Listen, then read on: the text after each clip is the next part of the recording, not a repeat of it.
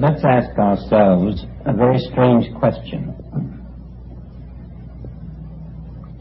What is preventing God's government from being on earth? Give it a moment's thought.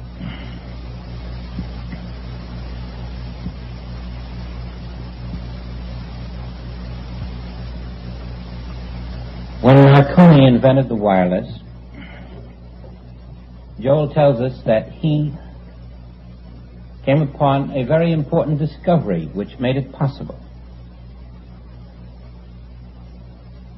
And that was that he did not have to overcome air resistance. There wasn't any. All the others who were working on such an invention were trying to overcome air resistance, and there wasn't any. Marconi, knowing this, never doubted that he would produce the wireless. What is preventing God's government from being on earth? Nothing. Absolutely nothing. What could prevent it? Is there another power? And then comes the recognition that it is on earth. Nothing can prevent it, so it must be here. And it is the acceptance of that in your consciousness that becomes a healing consciousness. It is here. The power of God is here. The government of God is here. The will of God is being done. Don't let a little thing disturb you that you don't see it. There's nothing can prevent it from being here and doing its job.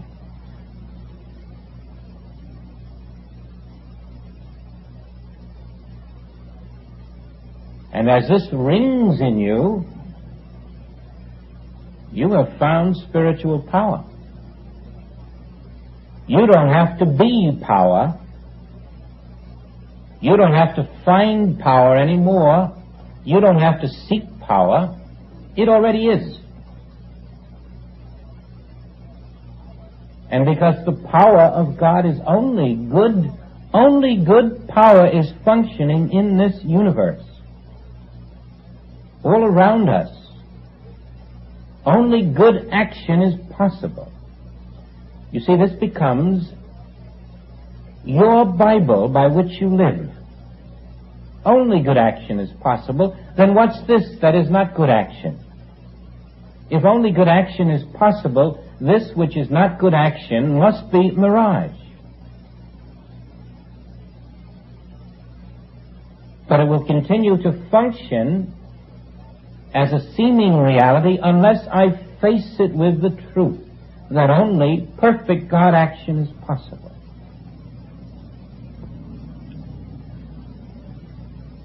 And when my mind is cleansed of the belief that any other action is possible, then I am bringing God government into my experience, out of the invisible, into the visible, tangible life that moves in this world.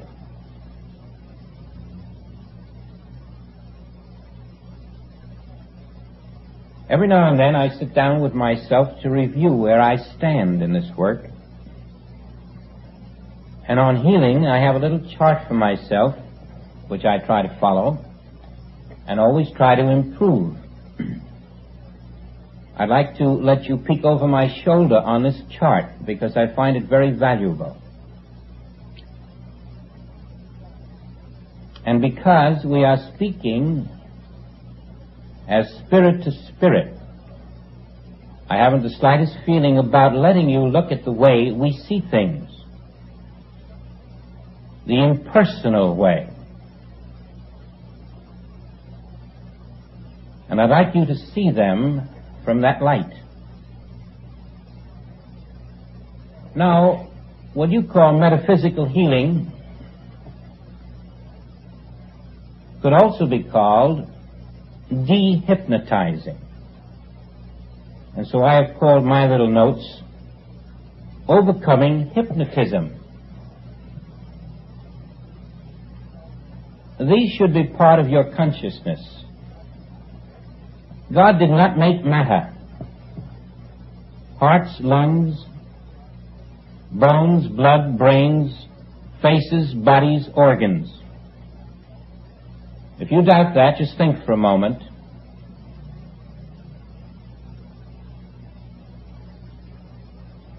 And you'll see that there's much authority in the Bible to verify that. That God did not make the human heart, which needs transplanting, or the brain which has tumors, or the bones which break, or the bodies which decompose. God did not make matter. This is the very basis of your consciousness. Now, what does that mean to you in your work of knowing truth? It means that you can never have matter to heal, to change, to improve, for the simple reason that there is no matter. Now, that's a level of consciousness we have to come to, adhere to, and with integrity maintain. We can never have matter to heal, to reform, to improve, correct. There is no matter.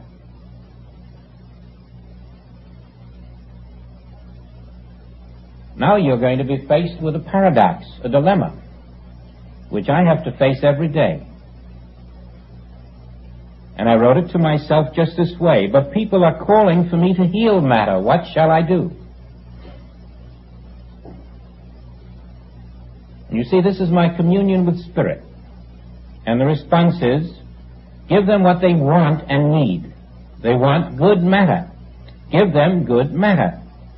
That does not involve healing. That involves dehypnotizing. Take them out of hypnosis.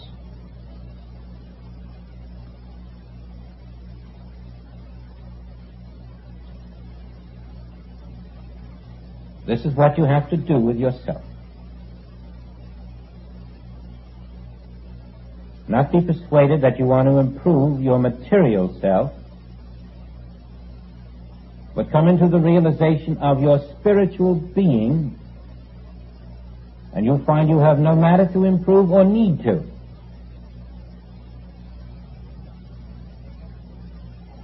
Well, how do you dehypnotize people?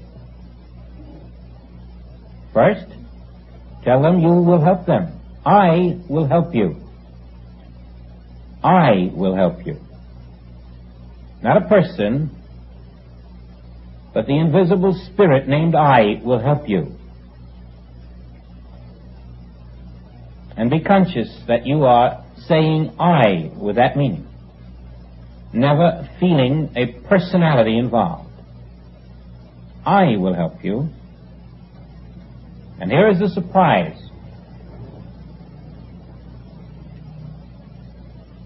The second step after I will help you is to dehypnotize yourself, not your patient. And you will find when you are dehypnotized, the patient is. No matter how many people ask you for help, there's only one patient, and that's you. You who believe there is something wrong are the patient. You who accept from somebody that something is wrong, you have made yourself a patient. And as long as you believe what you have been told, that something is wrong, you cannot help that individual. You must dehypnotize yourself from the belief that there is God and a patient. In your dehypnosis, the miracle happens. Now let's follow that through. How do you dehypnotize yourself completely? First, you must prepare, and that preparation never ends. There is no time when your preparations are finished. You must live in the consciousness that only spirit is. And because you will find it difficult to maintain that awareness, your preparation never ends. Without ceasing, you must renew your awareness that spirit alone is.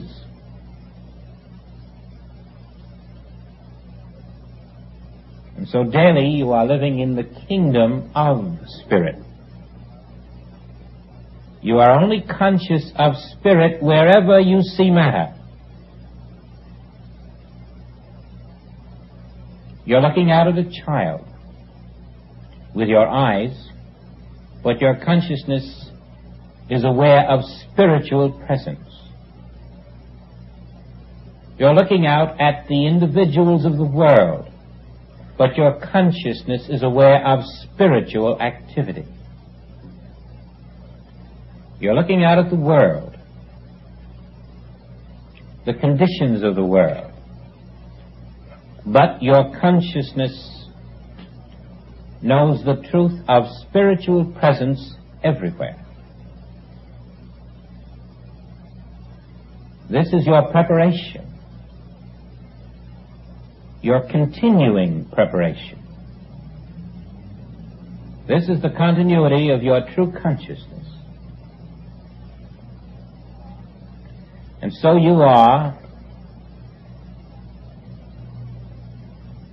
redeeming the material world consciously into spiritual realization, knowing that only spirit is there.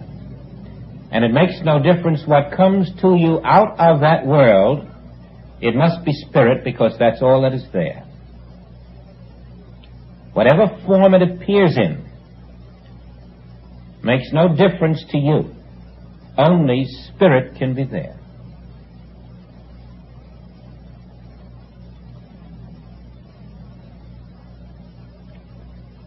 And if you took that day of prayer that we spoke about, Our Father, our Spirit, hallowed be thy name, you rested in the consciousness that only spirit stands where I see mother, father, sister, brothers, husband, wife, child. Only spirit is where I see one who is living and one who is dead. It makes no difference what I see, only spirit is there. And that spirit can never be anything other than itself.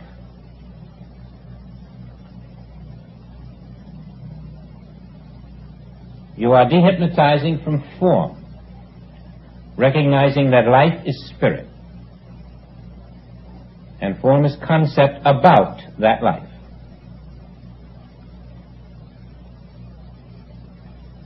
You are dehypnotizing yourself.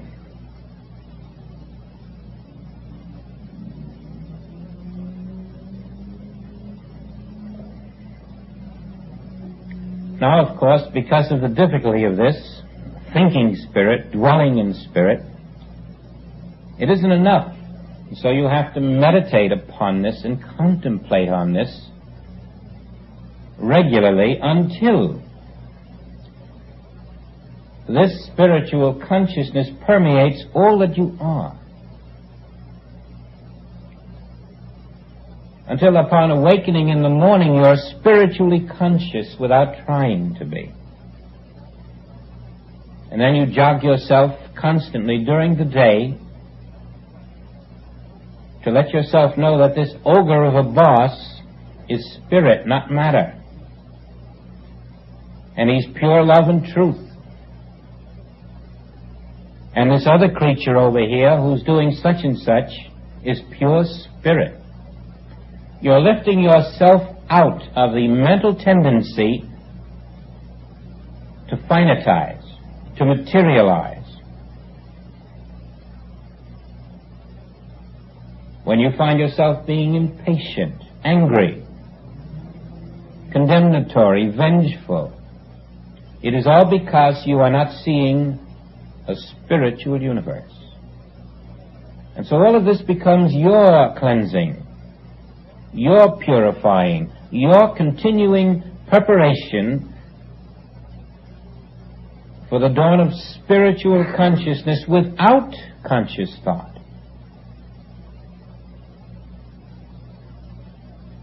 If the phone were to ring at that moment, you'd know it would have to be spirit that is there.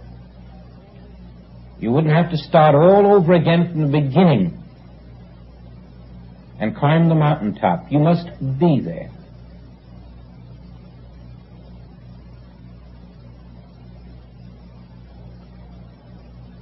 Now you're establishing not only your spiritual identity, but the spiritual identity of the world and its inhabitants.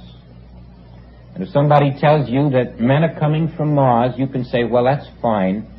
They must be spiritual beings because there's no other kind, and they must be friendly, therefore.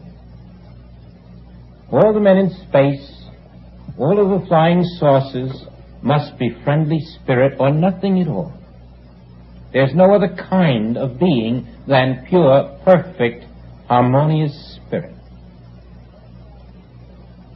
Your entire universe is being spiritualized into the reality of its being. And from it, fear, doubt, uncertainty depart. In the realization that all is spirit, there comes the realization that the need to strive and struggle is over. All is established in spirit. I can mentally relax and know that the spiritual kingdom is done, finished, perfect, and it embodies every need I will ever possess. From now unto eternity, my needs in spirit are completed, and if I will rest mentally in the realization that the kingdom of God is come, is done, is functioning, I will behold the gradual unfoldment of those needs into form. We feel that peace, that truth. But it's always this continuing spiritual preparation that makes it possible. Now you have dematerialized the world, and you don't have hearts and lungs and livers in it. And every time they pop up again, you'll have to do it over again.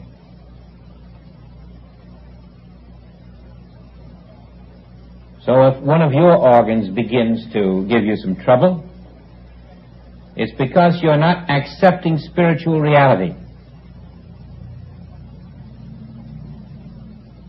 And that will be a signal to you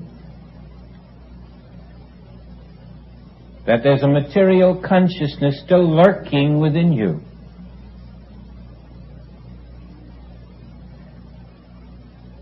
This head cold, this sneezing, this headache, this backache, they're happening to a material consciousness. A spiritual consciousness will stand there and realize, how can I have arthritis? How can spirit be doubled over with pain? When I say I have these things, I'm speaking about a material me. That's my mistake, false identity. And so the change must be in your consciousness that I am the living Spirit of God, eternal, unchanging. I can never be less than that Spirit, for there is no other life. And as you hold to that consciousness, it will be a fine practitioner. And it will teach the arthritis that it could only live in a false material consciousness.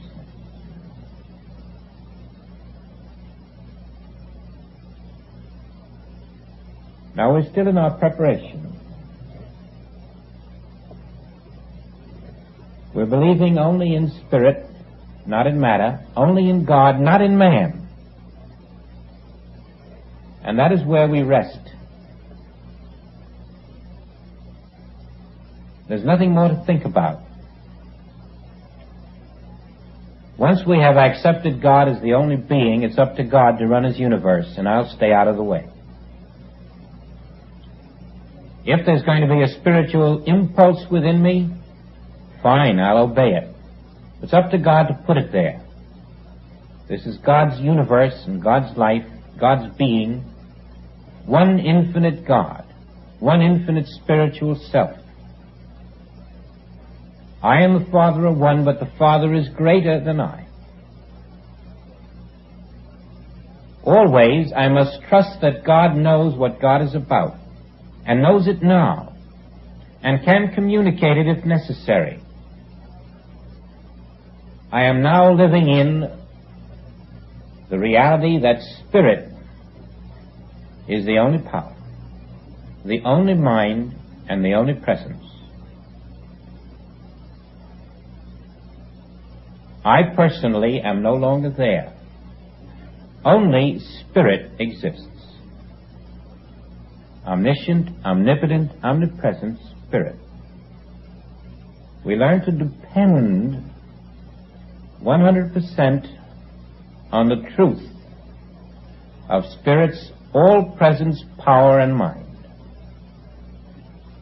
fulfilling itself perfectly so that now Spirit liveth my life. But Spirit liveth the life of everyone else. They have no other life. The life they are living is the mirage. Spirit is living its life now. Spirit is living its life as the you that you do not know. Spirit is living your life invisibly. And that Spirit which is living your invisible life is your permanent self. And it will always be your permanent self. And this outer man must put on the garment of immortality. This outer man must drop the belief that this is my life and recognize that the invisible Spirit is my life.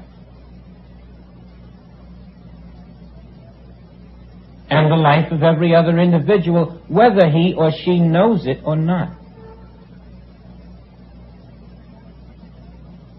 And because it is the only power, if I let this enter my consciousness, that power will demonstrate its presence and reveal itself where I stand. Not if I question that power, not if I live in a mind, but if I live in consciousness, not mind, but in consciousness, in the acceptance. If I move out of mind into truth, and here I'd like to come face to face with another paradox which says know the truth and also says take no thought. And you wonder, how can I know the truth if I take no thought? Always these paradoxes confront us. But somehow,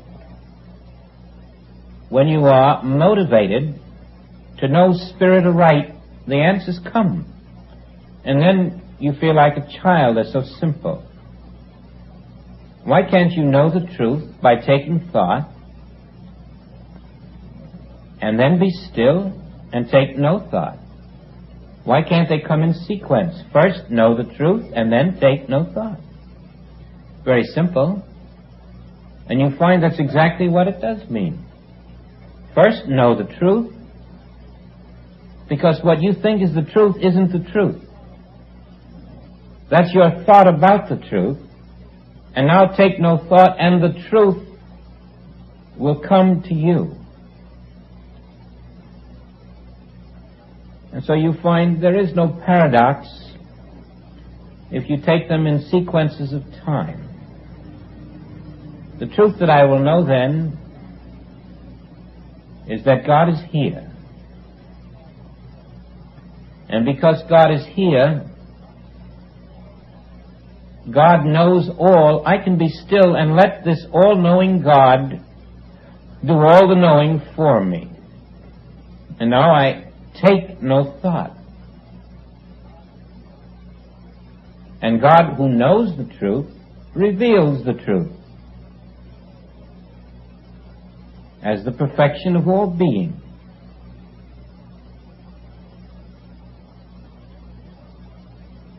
Now you might be all thumbs and two left feet at first as you find your spiritual center, but it comes. The dehypnosis takes root. The power of the presence is felt. The reality of your spiritual being is realized. The divine guidance seeps into your consciousness. Confidence and assurance are born.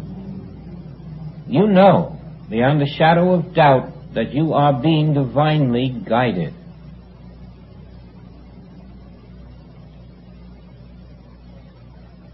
And this is the nature of our dehypnosis. Now, as we meditate upon these things regularly, and our awareness deepens, we come finally to a place where we have to ask ourselves certain questions. I have what seems to be a spiritual consciousness, but how can I be sure? And so we have these questions we ask ourselves. Is your mind free, uncluttered, thoughtless? In other words, are you fully depending on the invisible Christ? Are you aware of God's presence within? Are you in oneness with that presence? Are you out of personal selfhood? Are you Christ now? Now, these are the important questions. And if you are able to answer these questions so that you are Christ now, then you're ready to apply truth to the lie that presents itself to you. For either you have a problem or someone has reported it to you, and the truth you would now apply to the lie is this: who is calling? And the answer would have to be matter is calling. It may be your best friend, it may be your husband, it may be your wife, but the answer is matter is calling. But truth cannot be thought or spoken by matter. Right. So how does the individual know he's sick? What is reporting sickness? A human brain. Did God make that human brain? Is the human brain divinely conceived? Is it matter? Is it ever sick? Does it ever have tumors? Does it disintegrate? Is it a God conception? No. Therefore, how can it know truth? No matter what it tells you, must be a lie. It can even say, I'm well, and that's a lie. The human brain can only tell you about a material condition. And you are living in the consciousness that only spirit is. So you know that whoever reports a problem to you, including yourself, can only be reporting about a material world that has no existence in your spiritual consciousness. You see, you're now a step ahead of the error. You have no adversary. You have no enemy. You do not have to face a lie and do something about it. What should you do about a lie if you know the truth? Stay in the truth and watch the lie dissolve. Now then, you'll find that the lie presented to you is the tempter. It is trying to tempt you to believe that a lie must be reckoned with. It is trying to entice you into the field of battle. It says, heal me. And if you draw out the sword and want to heal it, he who lives by that sword will die by it. You will fail. You cannot heal a lie, because a lie has no existence.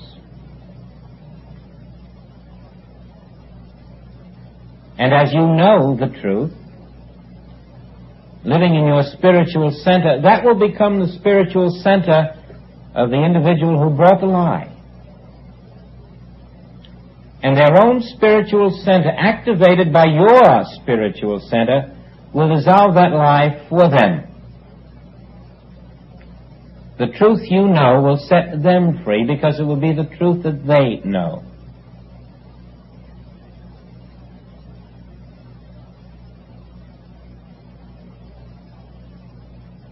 As the air is cleared this way, you find certain people will come to you with open, total faith. They will know the process. Their minds won't be clouded with, can this be done or can't it? It will simply be, this is my problem, I can't see it spiritually, take care of it. And you'll find it's duck soup.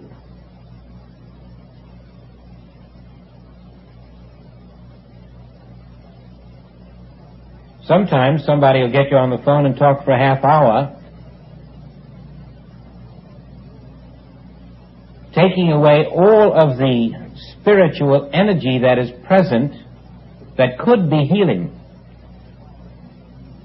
And then after the half hour, expect you to be able to freshly enter into spiritual consciousness after you've listened for 1/2 hour to that which is the opposite. Now, your own brain will be doing that to you as well.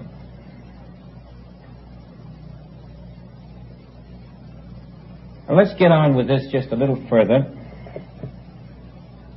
The tempter, then, is the lie. It is either the individual bringing the lie to you or your own brain which is accepting the lie, either in their body or in your own.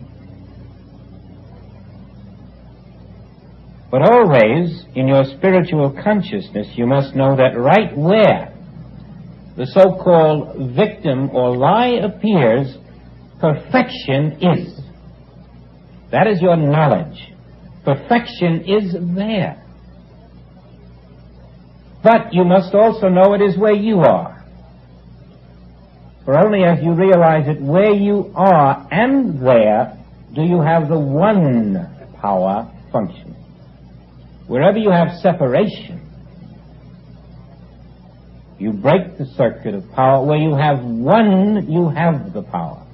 Infinity functions there and where you are and in between, and you have one power functioning.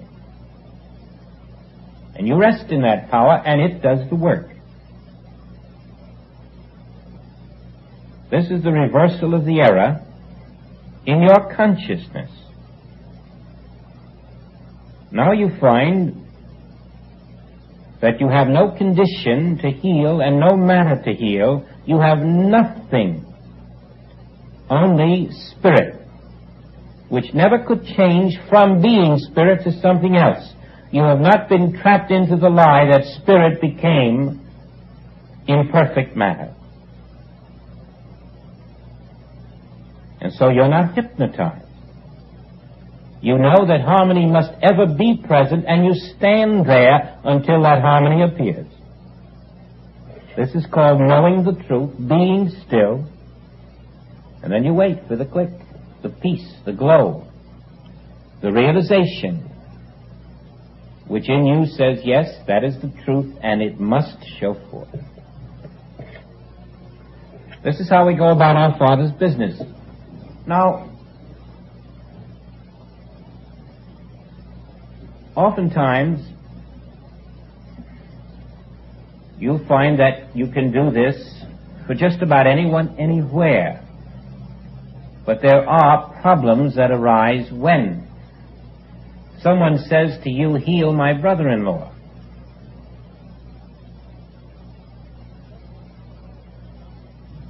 The work must be done for the one who requests it. And those who are not aware of the nature of our work ask you to heal someone else. And although you'd love to, unless the impulse comes from the one who needs the healing, there's nothing you can do. You can try, and as you try, you find you don't succeed. Unless there is a genuine impulse from a person to you saying, heal me, and knows what they're asking for, you don't have the power in you to do it, and you'll just be wasting time. However, there are exceptions to that. Now, you will find it necessary, if you're working for people, to say, well, why don't you have him speak to me? But when he gets on to speak to you, you're just a hole in the wall to him. He's only doing it out of courtesy to someone who said, do it. The spiritual impulse wasn't there. And then even though the person says to you, help me, it's really not someone spiritually endowed to say, help me. The spiritual impulse wasn't there. They were prodded. And we run into difficulties that way, and there's nothing we can do about it. We're not ordained to heal that individual. We can't just pick up and say, I'm going to heal this one and that one. Someone has to dial our phone number in spirit, and then we can respond. Now, the exceptions are when someone is asking you to heal for a child, their child. Then it's just as if the child were calling, because the spiritual consciousness of the child and the parent are one and the same. So when mother calls and says, my little daughter has such and such, that's perfect. No problem. Or if mother calls and says, my 85-year-old grandmother is in a coma, help her, you can do that. But by and large, when a consciousness of an individual is their own, that consciousness must come to you, because it's the change in consciousness which appears as the healing. And if that consciousness hasn't come to you, you cannot function in such a way as to cause that consciousness to change. Wherever the person is makes no difference. They can be in Australia, or they can be in your living room. You're dealing with the consciousness of that individual. And because the reality of that individual is spirit, and we are unseparated, you're as close to that spirit in Australia as the one sitting where you are, because it's all one instantaneous spirit. Now you see, the miracle worker is with us. Even if we had 100 failures and 2 successes, if they were real successes, it would be sufficient proof for us that the activity of spirit realized in consciousness is the Messiah. Fortunately, we don't have 100 failures and 2 successes. All of this work is really supported by the healing. It is that keeps the practitioner able to perform, able to live, able to do the work. And this healing work is not meant for an individual. The healing consciousness that any one individual shows forth is only for one purpose: to show the possibilities of spiritual consciousness. Job points out very truthfully that everyone is potentially a practitioner, whether he likes it or not. Because wherever you are, there is a need for the knowledge of truth, and that is the work of a practitioner. Those around you are blessed by your knowledge of truth. And through this practitioner consciousness, you are opened up to the activity of God on earth in you, and the kingdom of God within becomes a living, realized reality.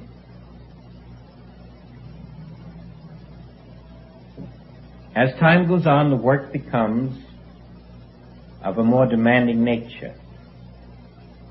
At first you're dealing with the little things,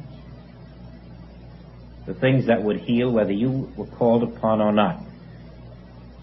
But later you're called in for the blindness, the deafness, the cancer, the paralysis, the things that are often considered incurable by the world. And there too you must not be subject to universal belief, because if anything is incurable, then God is not omnipotent. Or translated,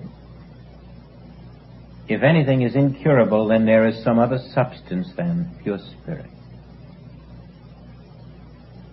And so let us continue building our spiritual consciousness, and we'll find that we're all pretty good metaphysical healers, for others and for ourselves. This is the consciousness that is going to walk through the veil of death and not be touched. It's the consciousness for no one individual, but for all. It will be your consciousness. Next week is supply, and it would help for most of us to know about it, even if that isn't a problem with us, because we'll meet many who do have that problem. And again, thank you. I'll see you then. Have a good day. Thank you.